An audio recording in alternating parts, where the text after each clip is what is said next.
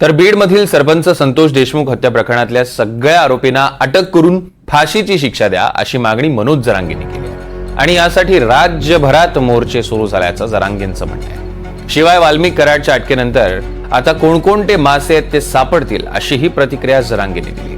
धनंजय मुंडेंचा संबंध आहे की नाही हे चौकशीत स्पष्ट होईल असं जरांगे म्हणाले।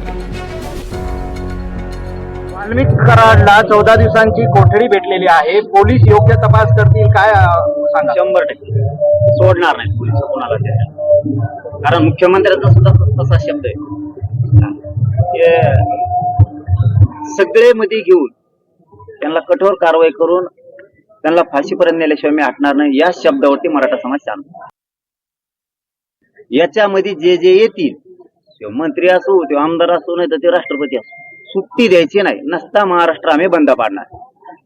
तो जे आता त्याचा तपास करायचा आहे, राहिलेले आरोपी सुद्धा, मुख्य आरोपी सुद्धा बाहेर येत आणखीन फार, त्यांना सुद्धा अटक करायचं। आणि यांनी कुणा फोन केले होते, यांना कुणी पळून लावलंय, कुणी आसरा दिलाय, त्यावेळेच्या काळात कुणी कुणाला खून केल्याच्या नंतर कुणी कुणाला सरकारी पाठबळ दिलं, याच्यामध्ये कोण कोण मंत्री येतं, आमदार आहेत का, खासदार आहेत का, किंवा सरकारमधले कोणी मंत्री आहेत का, हे शोधायचं काम कॉल डिटेल घेऊन तपास यंत्रणेने करायचं आणि ते 100% करतील ही खात्री आहे।